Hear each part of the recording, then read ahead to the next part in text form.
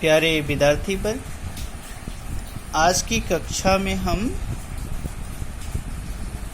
पल्लव भाग 2 अर्थात 7वीं कक्षा की हिंदी किताब पल्लव भाग 2 के पाठ संख्या 3 एक तेजस्वी और दयावान बालक के भाषा अध्ययन के बारे में चर्चा करेंगे।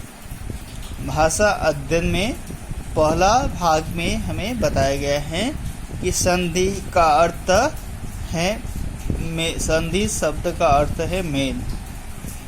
परस्पर निकटत्य दो शब्दों के प्रथम की अंत्य ध्वनि और दूसरे शब्द की आद्य ध्वनि के बीच जो मेल होता है उसे संधि कहते हैं। अर्थात संधि शब्द का जो अर्थ है वह मेल है। मेल मतलब मिलना। जब परस्पर एक शब्द आमने सामने रहने वाले दो शब्दों के जोड़ से जो परिवर्तन होता है उसे ही संधि कहते हैं, जिसमें पहले शब्द का अंतिम वर्ण और दूसरे शब्द का पहला वर्ण जोड़कर जो परिवर्तन होता है उसे ही संधि कहते हैं। जैसे विद्या में वब्ब, उसमें हर्षईकार की मात्रा, दंत्य द, य, उसमें फिर आकार की मात्रा, विद्या। अंतिम में क्या है? आ का उच्चारण है, आकार है।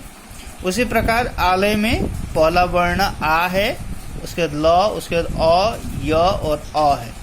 तो यहाँ पर आकार और आकार के योग से आकार बना विद्या, और आ हट गया और लय इधर में जुड़ गया तो विद्यालय।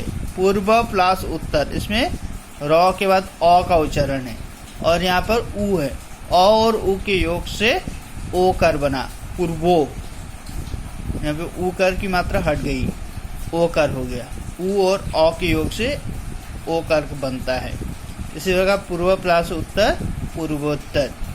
इसी प्रकार हमें कुछ प्रश्न दिए गए हैं जिसमें निम्नलिखित प्रश्नों का संधि विच्छेद करो। हिमालय, हिम योग आलय। इस प्रकार हिमालय में हिम और आलय दो शब्द हैं।